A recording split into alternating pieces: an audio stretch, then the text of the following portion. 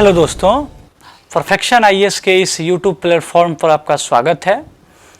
हम लोग भारतीय राज व्यवस्था के इस टॉपिक के लिए आज उपस्थित हुए हैं और भारतीय राज व्यवस्था में हम लोगों को आज जो टॉपिक्स देखना है वो टॉपिक है भारत में संविधान निर्माण की प्रक्रिया।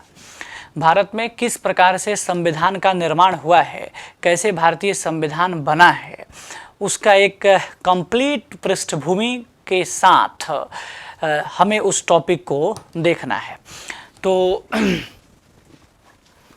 अगर हम भारतीय संविधान के निर्माण की परिस्थिति को समझें, जानें और उसको समझने का प्रयास करें तो साधारणतया आम तौर पर इस टॉपिक को बहुत आगे से लोग उठा लिया जाता है, आगे से विद्यार्थी पढ़ लेते हैं, जबकि मेरा ऐसा मानना है या ऐसा होना भी चाहिए कि इस टॉपिक के पूरे बैकग्राउंड को एक बार समझा जाए, पूरी पृष्ठभूमि को एक बार समझा जाए, क्योंकि जब तक हम इसके बैकग्राउंड को ठीक से नहीं समझेंगे तब तक हम अपने यहाँ संविधान की आवश्यकता को नहीं समझ पाएंगे। ठीक है, क्योंकि जैसे एक प्रश्न आपसे मान लीजिए कि मेंस की परीक्षा में पूछा जाए कि लोकतांत्रिक राष्ट्र में संविधान के महत्व की चर्चा करें, ये एक प्रश्न आया।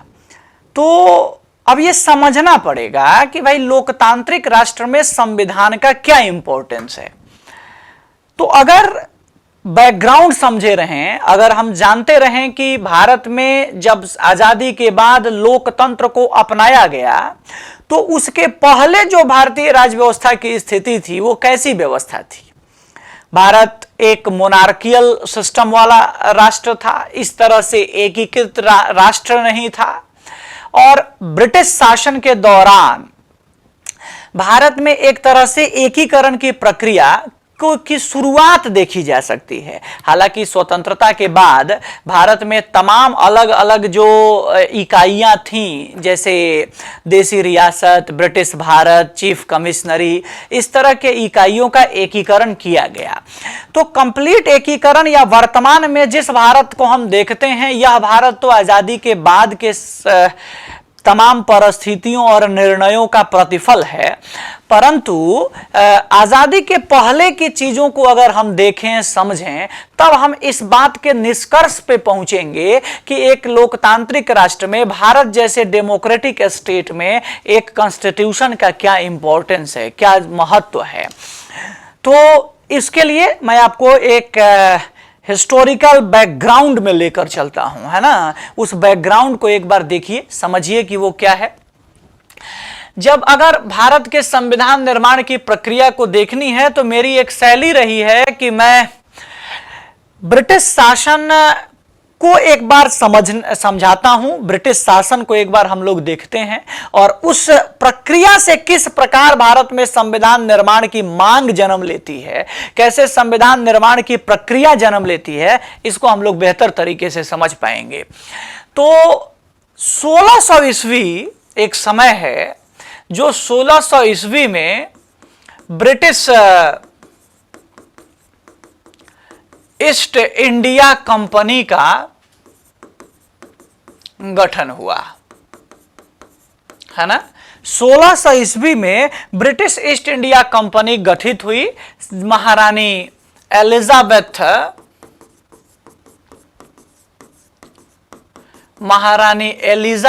प्रथम के चार्टर से। चार्टर का मतलब होता है आदेश, यानी महारानी एलिजाबेथ प्रथम के चार्टर से ब्रिटिश ईस्ट इंडिया कंपनी का गठन किया गया। इस कंपनी के गठन का उद्देश्य क्या था, क्यों इस कंपनी का गठन किया गया था? तो अगर आप इस कंपनी के गठन के उद्देश्य को समझें तो इसका उद्देश्य था ब्रिटेन से पूरब भारत की ओर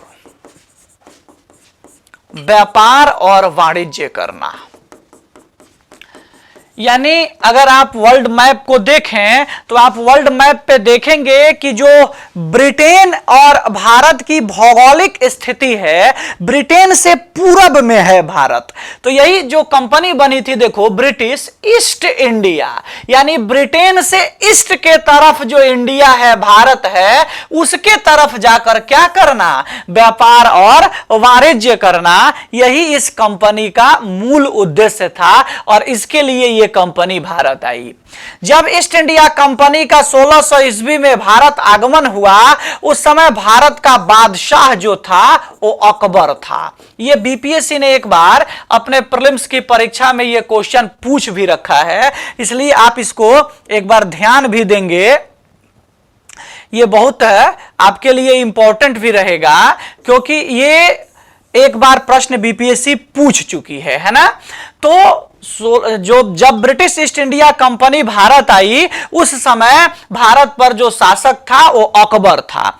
ब्रिटिश ईस्ट इंडिया कंपनी आई और ब्रिटिश ईस्ट इंडिया कंपनी ने भारत पर अपना जो अध्ययन था, जो अपने व्यापार वाणिज्य का विकास था, वो करना प्रारंभ किया। 1605 में अकबर की मृत्यु हो जाती है। अकबर की मृत्यु हो जाती है और जब अकबर की मृत्यु हो जाती है 1605 में, तो अब इसके बाद जो शासक बनता है वो शासक है जहांगीर।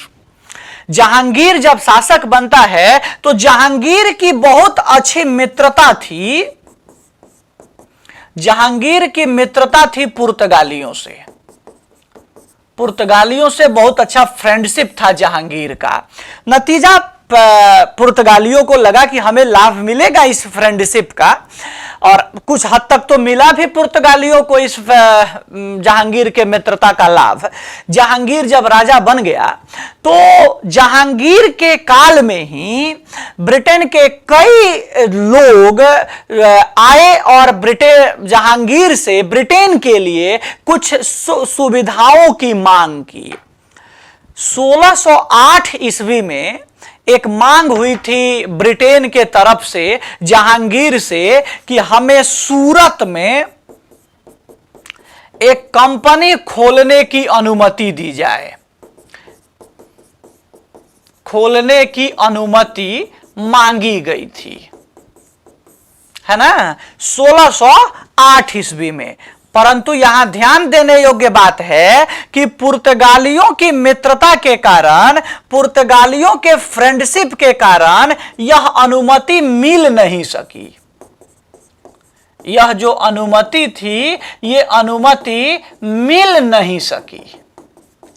यानी जो सूरत में कंपनी खोलने की अनुमति मांगी गई थी ब्रिटेन की तरफ से जहांगीर से, जहांगीर ने वो अनुमति नहीं दी।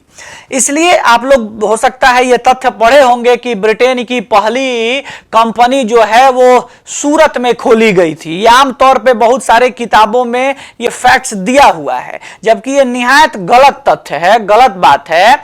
1608 में सूरत में कंपनी खोलने की प्रयास किया गया था, अनुमति मांगी गई थी, लेकिन वह अनुमति मिल नहीं पाई, इसलिए सूरत में वह कंपनी खुल नहीं पाई थी। अगर आगे आप बात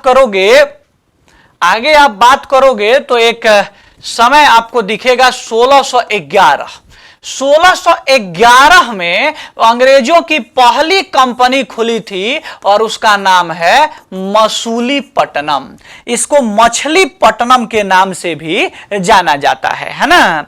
तो ये जो मसूलीपट्टनम में कंपनी थी, ये पहली अंग्रेजों की कंपनी एक तरह से कह सकते हो जो खोली गई थी, खासकर दक्षिण भारत में, है ना। सूरत में जो कंपनी खोलने की बात है वह 1613 में सूरत में अंग्रेजों की कंपनी खुली थी। इसलिए यह ध्यान रखने की बात है, यह ध्यान देने योग्य तथ्य है, ठीक है। अब अंग्रेज धीरे धीरे अपना विस्तार करते रहे, धीरे धीरे उनका एक्सपेंशन होता रहा। इधर मुगलों के बीच में जहांगीर के बाद फिर शाहजहां और फिर औरंगजेब। बड़ा परिवर्तन आया जब बड़ा परिवर्तन आपको देखने को मिलेगा जब शासक बनता है, 1707 में जब औरंगजेब की मृत्यु हो जाती है ना। जब 1707 में जब औरंगजेब की मृत्यु हो जाती है ना, और 1707 में जब औरंगजेब की मृत्यु हो जाती है तो इसके बाद 1707 से लेकर और 1857 तक जो शासक रहा है, मुगल वंश का जो शासन रहा है, उन शासकों को उत्तर मुगल शासक के नाम से जाना जाता है। उत्तर मुगल शासक के नाम से उसे हम जानते हैं। 1707 से लेकर 1857 ईस्वी तक, इस बीच में कई शासक हुए मुगलों के, लेकिन वो काफी अकर्मण्य शासक थे, कमजोर शासक थे, और इनके काल में धीरे धीरे जो सुदूर इलाके के राज्य थे, सुदूर इलाके के क्षेत्र थे, उन्होंने दिल्ली से अपने आप को स्वतंत्र करना शुरू कर दिया था। और इस क्रम में एक बड़ा नाम है, जब 1717 ईस्वी में मुर्शीद कुली खां ने स्वतंत्र बंगाल की स्थापना की।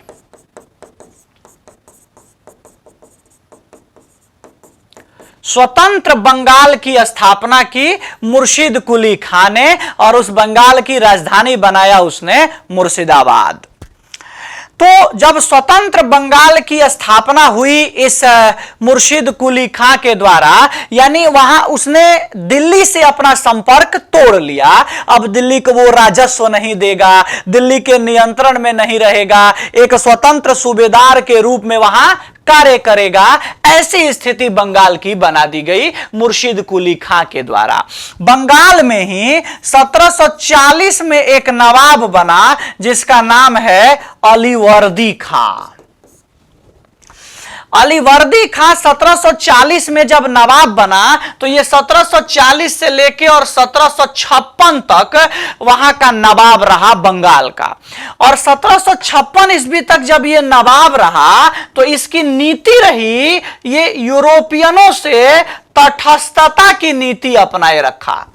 अर्थात इसकी नीति ऐसी थी, यह मानता था कि यूरोपीय मधुमक्खी की तरह हैं, यदि छेड़ दोगे तो काट काट कर खा जाएंगी, यदि छोड़ दोगे तो शहद देंगी। ये कहता था अलीवर्दी खां। एक तरह से उसने यूरोपियनों के तरफ से आइसोलेशन, तटस्थता की नीति अपनाई और कहा कि हमें उससे कोई बहुत मतलब नहीं रखनी चाहिए, ऐसा इसका मानना था। अब ऐसी स्थिति में, ऐसी परिस्थिति में जब आप तटस्थ रहोगे तो दूसरे जो प्रतिद्वंदी हैं आपको, उनको तो अपना पैर जमाने का मौका मिल सकता है, उनको ये अवसर मिल सकता है कि वे अपने आप को अच्छे से एस्टेब्लिश कर सकें। ये अवसर अलीवर्दी खां ने यूरोपियनों को दिया और इसका सबसे अधिक फायदा अगर किसी ने उठाया तो ब्रिटिशर्स ने उठाया। 1756 में अलीवर्दी खां की मृत्यु हुई और 1756 में बंगाल का नवाब जो बना वो सिराजुद्दौला बना। 1756 में जब सिराजुद्दौला बंगाल का नवाब बना तो सिराजुद्दौला थोड़ा योग्य शासक था और सिराजुद्दौला की नीति अलीवर्दी खां की तरह तटस्थता की नहीं थी। लेकिन फिर भी जब 1756 में सिराजुद्दौला नवाब बना तो उसी बीच विश्व में एक घटना घट रही थी। 1756 से लेके और 1763 ईस्वी तक यूरोप में एक युद्ध चल रहा था जिसका नाम था सप्तवर्षीय युद्ध, 7 इयर्स वार। और ये 7 इयर्स वार लड़ कौन कौन रहे थे? तो एक तरफ ब्रिटिश थे और दूसरी तरफ फ्रेंच थे। ये दो लोग आपस में लड़ाई लड़ रहे थे, दो लोगों के बीच संघर्ष चल रहा था। ये दोनों यूरोप में बहुत समय लड़ते रहे हैं, सप्तवर्षीय युद्ध, 30 वर्षीय युद्ध, 100 वर्षीय युद्ध, बहुत इन लोगों की लड़ाइयां होती रही हैं। एक तरह से समझो कि ये जो पूरा सदी इनका रहा वो राइवलरी का ही सदी रहा। तो ब्रिटिश और फ्रेंच जो इस सप्तवर्षीय युद्ध यूरोप में लड़ रहे थे तो इनकी उपस्थिति बंगाल में भी थी। ब्रिटेन भी था और फ्रेंच भी था। तो जो कलकत्ता की इनकी अपनी फैक्ट्री थी, अपनी गोदाम था, इन दोनों ने अपने अपने स्थल को जो कलकत्ता में अवस्थित था उसको उन्होंने फोर्टिफिकेशन करना शुरू कर दिया, उसकी किलेबंदी शुरू कर दी। अब ये तो अजीब बात हो गई, दूसरे का जमीन, वो जमीन तो आपका है नहीं, वो तो नवाब का है, और आप बिना उसकी अनुमति के उसकी घेराबंदी कर रहे हो, अपने में मिला रहे हो, ये तो इलीगल है, अवैध है। अब ये बात जब सिराजुद्दौला को पता चली तो सिराजुद्दौला ने मना किया कि आप ऐसा नहीं करिए। अब सिराजुद्दौला के मना करने का परिणाम यह निकला कि फ्रेंच तो मान गए, यानी फ्रेंच ने किलेबंदी करना बंद कर दिया, फोर्टिफिकेशन रोक दिया, लेकिन ब्रिटिशर्स नहीं माने। इन्होंने सिराजुद्दौला के बात को इग्नोर किया, उसको बहुत तवज्जो नहीं दिया।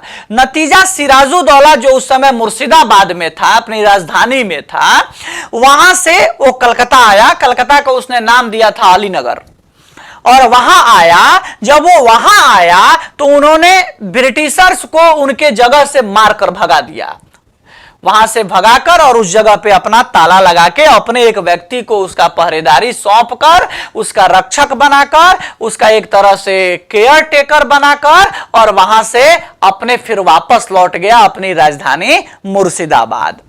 जब वो अपनी राजधानी मुर्शिदाबाद वापस लौट गया तो अब ये खबर जो है कि ब्रिटिशर्स को भगा दिया गया है सिराजुद्दौला के द्वारा, ये खबर क्लाइव को मिली, और क्लाइव उस समय मद्रास में था। क्लाइव को ऐसा लगता था कि ब्रिटिशर्स जो हैं वो अजेय हैं, उनको कोई पराजित नहीं कर सकता। और जब ये पराजय की खबर क्लाइव को लगी तो क्लाइव के तो पैर के नीचे से जमीन ही खिसक गया। क्लाइव को लगा कि अरे ये क्या हो गया। क्लाइव ना आगे पीछे न सोचा, आओ देखा न ताव देखा, उसने मद्रास से अपना काफिला लेकर और चल पड़ा कलकत्ता के तरफ। जब वो कलकत्ता के तरफ चल पड़ा तो वो जब आया कलकत्ता में अपने जगह पे आया जहां उसकी फैक्ट्री थी, जहां से ब्रिटिशर्स को मार भगाया गया था। अब जो वहां जिस व्यक्ति को सिराजुद्दौला अपना रक्षक बना के, अपना पहरेदार बना के छोड़ के गया था, वो व्यक्ति कितना धोखेबाज निकला कि वह क्लाइव के आते ही क्लाइव को कहता है, हां हां लीजिए महाराज, ये चाबी ये आप ही की तो है। सोच के देखिए, कल्पना करिए कि क्लाइव बहुत तेज गवर्नर था, उसको यह समझने में देर नहीं लगी, वह तुरंत समझ गया कि भाई यहां के जो शासक है उस शासक से यहां के लोग जो हैं वो बहुत खुश नहीं हैं, संतुष्ट नहीं हैं, और इसीलिए तो विपक्षियों का साथ दे रहे हैं, एनिमी का साथ दे रहे हैं, दुश्मन का साथ दे रहे हैं। जब यह बात क्लाइव समझ गया, क्लाइव जो है सिराजुद्दौला के खिलाफ षड्यंत्र रचा, एक कॉन्स्पिरेसी किया, और उस कॉन्स्पिरेसी में सिराजुद्दौला की एक मौसी थी, उसका नाम था घसीटी बेगम। पूर्णिया का एक नवाब था, यही पूर्णिया जो आपके बिहार में है, पूर्णिया का नवाब है, उसका नाम है शौकत जंग, राय दुर्लभ, जो दीवान वगैरह थे, है ना, इन सब लोगों ने सिराजुद्दौला का साथ दिया, क्लाइव का साथ दिया। और सबसे बड़ी बात, सिराजुद्दौला का एक सेनापति था, यह सबसे प्रमुख एलिमेंट है इसमें, उसका नाम है मीर जाफर। क्लाइव ने मीर जाफर को कहा कि आप हमारा साथ दो और हम तुम्हें, जब युद्ध जीत जाएंगे तो हम तुम्हें नवाब बना देंगे। अब आप सोच के देखो, ये पद किसको अच्छा नहीं लगेगा? कौन चाहेगा कि उसको पद मिल रहा है और उसको नकार देगा? कोई नहीं ऐसा कर सकता है ना। तो मीर जाफर को भी लगा कि भाई ये तो अच्छा अवसर है, इसका फायदा उठाना चाहिए। और मीर जाफर जो सिराजुद्दौला का सेनापति था, वो षड्यंत्र में शामिल हो गया, किसके साथ? क्लाइव के साथ। और किसके विरुद्ध में? सिराजुद्दौला के विरुद्ध में। और 1757 में सिराजुद्दौला के साथ एक युद्ध होता है, उस युद्ध को कहते हैं पलासी का युद्ध। 23 जून 1757 को यह पलासी का युद्ध हुआ। पहले ही आपसे बात किया है हमने कि भाई ये तो एक कॉन्स्पिरेसी रची गई थी, और जिस सेना का सेनापति ही दूसरे पक्ष में शामिल हो, उससे आप क्या कल्पना कर सकते हो, उस सेना से आप क्या उम्मीद कर सकते हो कि वो सेना जो है वो कितनी देर तक लड़ेगी, अपने शासक के प्रति कितनी ईमानदार रहेगी। निश्चित तौर पे यह एक आम अनुमान लगाने का विषय है कि जब सेनापति ही दूसरे जगह चला गया है तो स्वाभाविक तौर पे उसका कोई बहुत ज्यादा अब उस युद्ध का मतलब रह नहीं जाता है। और हुआ भी ऐसे ही। 2 घंटे युद्ध चला, सिराजुद्दौला को पता चल गया कि उसके खिलाफ षड्यंत्र हो गया है। सिराजुद्दौला भागने का प्रयास किया, भागा भी, परंतु पकड़ के उसको मार दिया गया। सिराजुद्दौला के खिलाफ षड्यंत्र करके अंग्रेजों को एक तरह से लीड देने का प्रयास इन सब लोगों ने किया, और मिला भी लीड। 1757 में जब सिराजुद्दौला की पराजय हो गई पलासी के युद्ध में, तो अब अंग्रेजों का वादा था मीर जाफर से कि जीतेंगे तो नवाब बनाएंगे, और अंग्रेज उस समय तुरंत सत्ता में डायरेक्टली आना भी नहीं चाहते थे, क्योंकि उनको भी इस बात का भय था कि अगर हम डायरेक्ट सत्ता में आएंगे तो कहीं भारत की जनता हमें स्वीकार करे ना करे, यदि नहीं करेगी तो विद्रोह कर देगी, तो भाग जाना पड़ेगा, क्योंकि अभी उतनी मजबूत स्थिति हमारी बनी नहीं है। तो ऐसी स्थिति में, ऐसे हालात में 1757 ईस्वी में ही मीर जाफर को नवाब बना दिया गया अपने वादे के मुताबिक। मीर जाफर वहां का नवाब बन गया। जब मीर जाफर नवाब बन गया तो 1757 में मीर जाफर के नवाब बनने के बाद मीर जाफर ने बहुत सारा गिफ्ट, उपहार, पैसा अंग्रेजों को दिया। अंग्रेजों को भी अच्छा लगा, लेकिन 2-3 वर्ष बीतते बीतते 1760 आते आते मीर जाफर को लगा कि भाई अब हम देने में सक्षम नहीं हैं, और ये जो अंग्रेजों को उपहार, गिफ्ट, पैसा दे रहा था उसमें कमी करने लगा। अंग्रेजों को लगा कि अब ये हमारे काम का नहीं है, और अंग्रेजों ने मीर जाफर के स्थान पर 1760 में मीर जाफर का एक दामाद था, उसका नाम था मीर कासिम, उसको नवाब बना दिया। जब मीर कासिम को नवाब बना दिया तो मीर कासिम मीर जाफर से योग्य ज्यादा था, स्वाभिमानी भी था, लेकिन मीर कासिम ने भी अंग्रेजों को बहुत सारा उपहार, गिफ्ट दिया। 1763 ईस्वी तक आते आते मीर कासिम से भी अंग्रेज जो थे वो थोड़ा सा परेशान होने लगे। क्यों होने लगे, उसका कारण है। देखिए, मीर कासिम ने 3 बड़ा बड़ा एक्शन लिया जो समझने की जरूरत है। मीर कासिम ने 3 एक्शन क्या लिया। जैसे ही 1760 में वह नवाब बना, उसका पहला काम उसने किया राजधानी परिवर्तन। राजधानी परिवर्तन उसने, राजधानी जो मुर्शिदाबाद थी, उस मुर्शिदाबाद से उसने राजधानी परिवर्तित कर दिया और वहां से राजधानी ले आया मुंगेर। मुंगेर में राजधानी ले आया। अब देखो, यहां मीर कासिम का सोचना यह था कि मुर्शिदाबाद से जब हम मुंगेर जाएंगे तो अंग्रेजों का जो प्रभाव है दूरी बढ़ने के कारण कम हो जाएगा, हस्तक्षेप कम हो जाएगा, जिससे हम अच्छे से शासन चला पाएंगे। यह तो मीर कासिम की सोच थी। अंग्रेज को यह अच्छा लगेगा? कतई नहीं, क्योंकि अंग्रेज को तो यह पसंद था कि वो शासन अपने ही दिशा निर्देशन में चलाएं, भले प्रत्यक्ष रूप से शामिल नहीं हो, लेकिन शासन जो चले वो हमारे ही अनुसार चले, इसकी बात हो। तो ये निर्णय वाकई अंग्रेजों को अच्छा नहीं ही लगा होगा। दूसरा, एक दस्तक था, एक तरह से परमिट व्यवस्था जो अंग्रेजों को दिया जाता था, और अंग्रेज जो दस्तक लेते थे उनको कर चुकाने की व्यवस्था नहीं थी, उनको छूटें मिलती थी।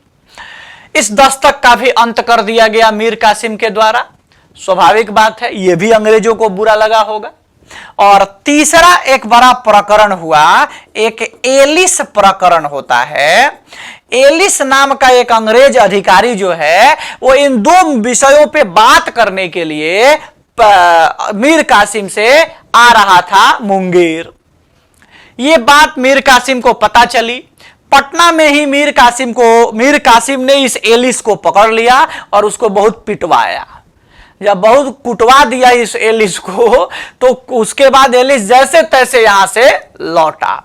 जब वो पहुंचा कलकत्ता और अपना घटना सब आप बीती बताया वहां अधिकारियों से, तो अंग्रेजों को लगा कि भाई अब मीर कासिम का पानी जो है वो सड़ के ऊपर जा रहा है। नतीजा 1763 में मीर कासिम को हटाने का निर्णय लिया गया और मीर कासिम के जगह पे फिर से मीर जाफर को ही नवाब बना दिया गया। लेकिन आप मीर कासिम को क्यों हटाए? क्योंकि मीर कासिम आपके व्यवस्था के अनुसार कार्य नहीं कर रहा था। मीर कासिम ने अपने लिए, लोगों के लिए तो कोई बुरा काम कर नहीं रहा था। ऐसा तो नहीं है कि उसने लोगों के लिए बुरा काम किया और यह देख के आप उसको हटा दिए, ऐसा भी नहीं है। तो ऐसी स्थिति में, ऐसे हालात में मीर कासिम के बारे में मैंने पहले ही आपसे कहा है कि मीर कासिम एक योग्य, कुशल और स्वाभिमानी शासक था। नतीजा जब बिना किसी कारण के मीर कासिम को हटाया गया, तो मीर कासिम जो है वो थोड़ा सा बदला लेने के बारे में सोचने लगा। उसके मन में रिवेंज की बात आ गई और मीर कासिम अपने इस रिवेंज को पूरा करने के लिए जाकर मिला अवध के नवाब से। उसका नाम था सुजाऊ दौला। ओके, उसका नाम था सुजाऊ दौला। जब सुजाऊ दौला से जाकर वह मिला, तो सुजाऊ दौला अवध का नवाब था और एक परंपरा थी कि जो अवध का नवाब होगा वह भारत के सम्राट का वजीर होगा। यह एक परंपरा थी। तो जब अवध के नवाब से इसने अपनी बातें कही और कहा कि अगर हम दोनों मिल जाएं तो अंग्रेजों को पराजित कर सकते हैं, यानी मीर कासिम और सुजाऊ दौला। जब ये बात सुजाऊ दौला ने सुना, तो सुजाऊ दौला ने कहा कि ठीक है, हम दोनों मिल जाएंगे। उसने कहा कि लेकिन हम मुगल सम्राट के वजीर हैं, तो हम उनसे भी बात करते हैं, यदि वो भी हमारा साथ दे देंगे तो और बेहतर होगा। और निश्चित तौर पे यह मुगल सम्राट से भी बात किया। उस समय जो भारत के मुगल सम्राट थे उनका नाम था शाह आलम द्वितीय।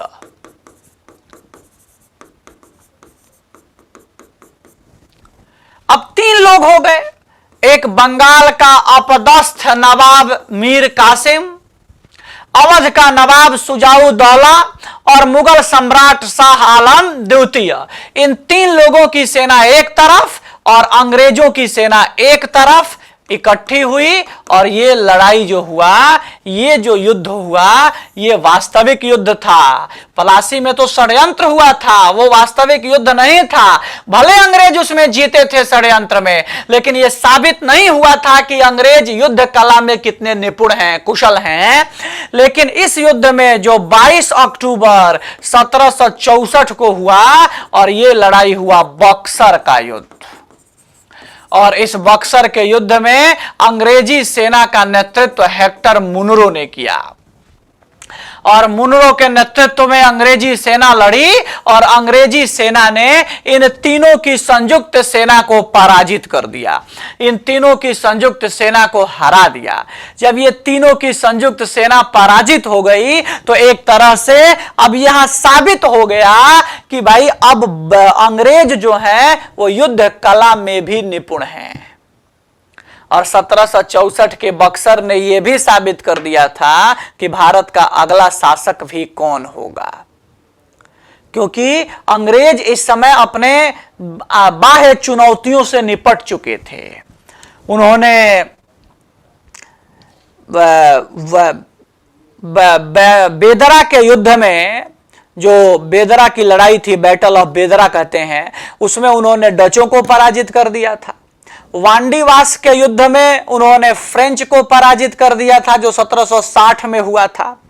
तो डच समाप्त हो गए थे बैटल ऑफ बेदरा से, जो 1759 का युद्ध है। 1760 के युद्ध में वांडीवास से फ्रेंच पराजित हो गए थे, तो वह भी चुनौती खत्म हो गई थी।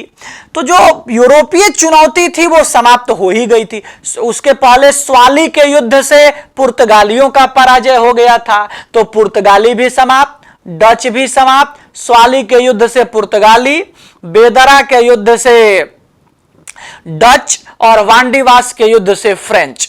तो जो 4 बाह्य चुनौतियां थी अंग्रेजों के सामने, उसमें से 4 तो एक तो वो खुद ही थे, और 3 जो उनके समक्ष चुनौती थी वो तीनों पराजित हो गई। दूसरी तरफ भारत में भी जो आंतरिक चुनौतियां थी वो भी धीरे धीरे समाप्त हो रही थी, क्योंकि 1707 में औरंगजेब की मृत्यु के बाद ऐसा लगने लगा था कि अब मराठे जो होंगे वो भारत में विकल्प बनेंगे। तब तक 1761 में पानीपत के तृतीय युद्ध में अहमद शाह अब्दाली ने मराठों को पराजित कर दिया, तो मराठे जो विकल्प बन रहे थे वो पानीपत के तृतीय युद्ध से वह भी विकल्प खत्म हो गया।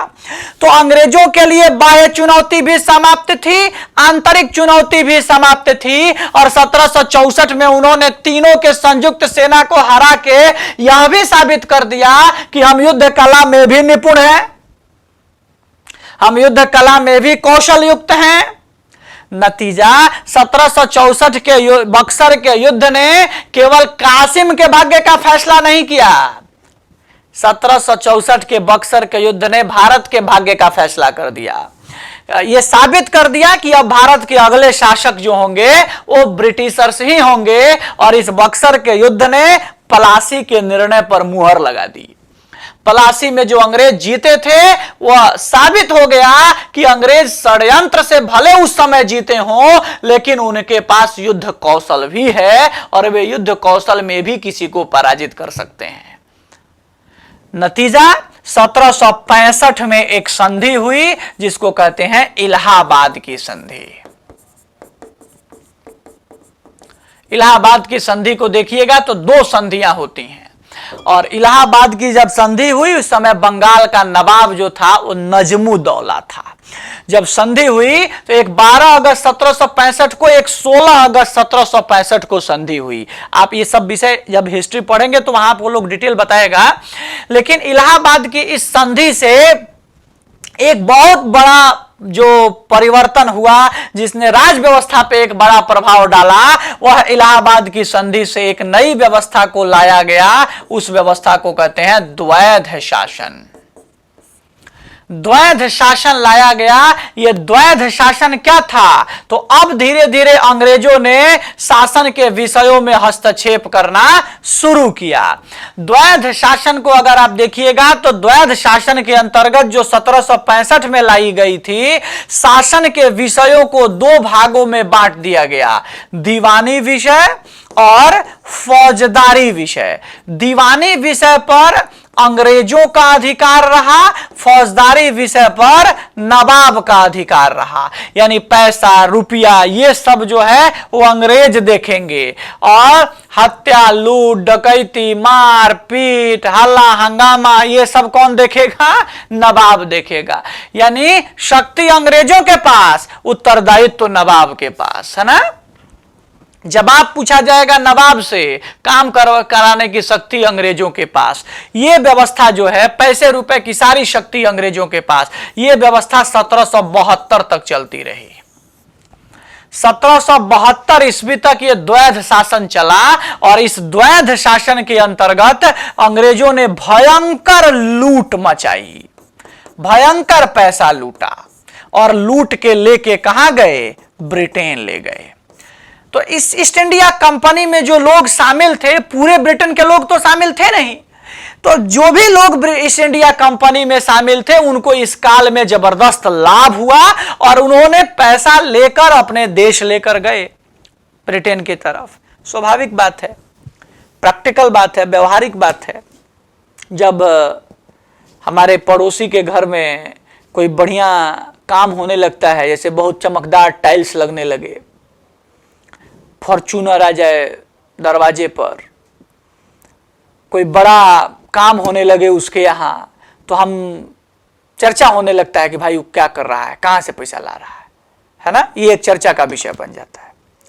तो ऐसी स्थिति में ब्रिटेन के भी लोग कोई एलियन तो है नहीं भाई, वो भी ऐसे ही सोचते हैं जो हम लोग सोचते हैं। वहां भी ये होने लगा कि जो ब्रिटिश ईस्ट इंडिया कंपनी से जुड़े हुए लोग नहीं थे, अब उन लोगों ने कहा कि भाई कहां से पैसा ला रहा है, जरूर ये कंपनी वाले लोग भारत में गड़बड़ कर रहे हैं। और नतीजा, जो ये अन्य लोग थे जो जिसका जुड़ाव नहीं था ब्रिटिश ईस्ट इंडिया कंपनी से, उन लोगों ने ब्रिटिश पार्लियामेंट पर दबाव बनाना शुरू किया कि आप रेगुलेट करिए, आप कंपनी को नियंत्रित करिए, ये कंपनी भारत में ब्रिटेन का नाम खराब कर रही है।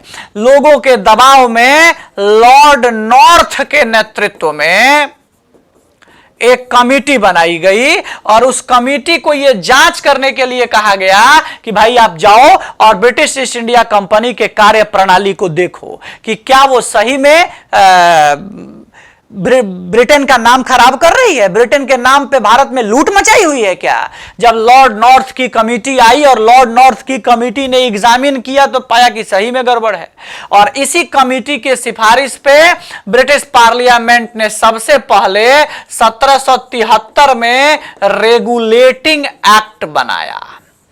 इसका नाम रेगुलेटिंग एक्ट इसीलिए है क्योंकि इससे ब्रिटिश पार्लियामेंट ने कंपनी को रेगुलेट करने का कार्य प्रारंभ किया। सबसे पहले रेगुलेशन की प्रक्रिया जो है वो यहीं से शुरू हुई, इसीलिए इसका नाम क्या पड़ा, रेगुलेटिंग एक्ट।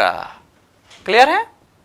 तो यहां से 1773 के बाद फिर 1784 का एक्ट, फिर 1786 का संशोधन, फिर 92 का एक्ट, है ना, फिर 1813,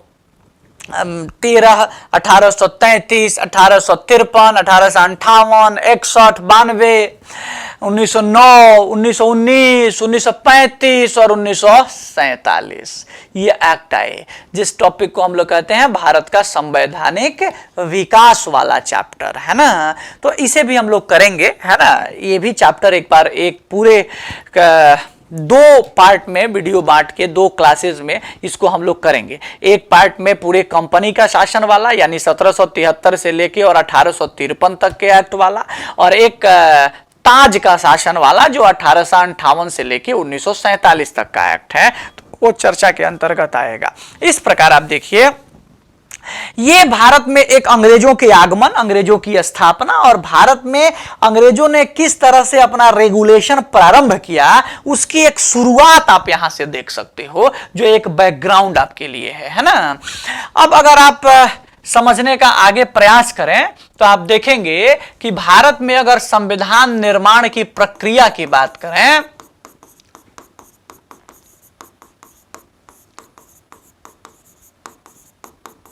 भारत में संविधान निर्माण की प्रक्रिया की बात करें तो देखिए, संविधान अगर बनेगा तो इसके लिए भाई संविधान सभा चाहिए ना, तभी ना संविधान का निर्माण होगा। तो सबसे पहले ये कॉन्स्टिट्यूशन, संविधान सभा, इस सब का जो एक विचार है, आइडियोलॉजी है, सोच है, ये इंग्लैंड में आया। और एक विचारक है वहां का, एक राजनीति शास्त्री है हेनरी मैन। हेनरी मैन ने सबसे पहले इसका विचार दिया था। हालांकि विश्व में अगर सबसे पुराने संविधान या संविधान सभा के बारे में बात करिएगा तो आप जानते हो कि विश्व का पहला लिखित संविधान अमेरिका का संविधान है। तो स्वाभाविक बात है सबसे पुरानी सभा भी वहीं की होगी। 4 जुलाई 1776 को अमेरिका जो है वो स्वतंत्र हुआ और उसके बाद वहां पे एक सम्मेलन बुलाया गया फिलाडेल्फिया में। फिलाडेल्फिया सम्मेलन में अमेरिका के लिए एक संविधान सभा का गठन हुआ और इस संविधान सभा का अध्यक्ष बनाया गया जॉन डिकिंसन को। जॉन डिकिंसन की अध्यक्षता में वहां पर संविधान सभा का निर्माण हुआ और उसको यह दायित्व दिया गया कि वह अमेरिका के लिए संविधान बनाने का कार्य करे, अमेरिका के लिए कॉन्स्टिट्यूशन फ्रेम करे। भारत में भी अगर आप संविधान के बारे में बात करें तो भारत में सर्वप्रथम संविधान की मांग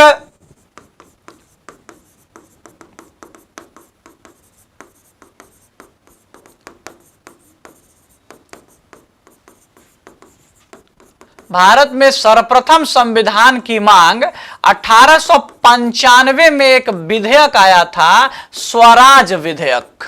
उसको लेकर आए थे तिलक, और तिलक ने ही सबसे पहले इस स्वराज विधेयक के माध्यम से, बाल गंगाधर तिलक जिनको कहा जाता है, आप जानते होंगे इनको,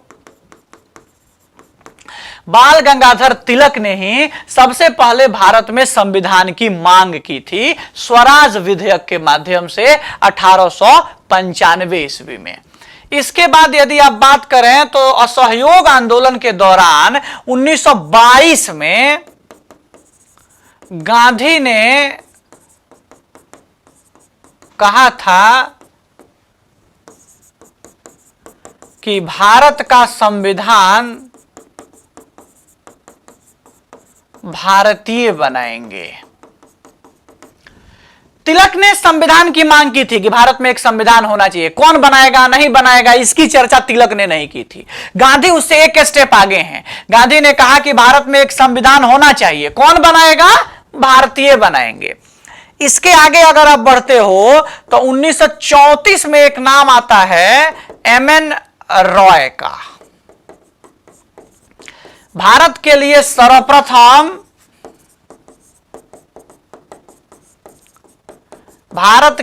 सर्वप्रथम संविधान सभा की मांग की, कॉन्स्टिट्यूएंट असेंबली का डिमांड किया था एमएन रॉय ने। मानवेंद्र नाथ रॉय कहते हैं भारत के बड़े मार्क्सवादी नेता रहे हैं ये। लेनिन के साथ भी इनका जबरदस्त विवाद था बहुत सारे विषयों पे। और 1938 में एक भारत के बहुत बड़े नेता हैं, बहुत बड़े विचारक हैं, पंडित जवाहरलाल नेहरू। और पंडित जवाहरलाल नेहरू ने कहा था कि भारत की जो संविधान सभा बनेगी वह सार्वजनिक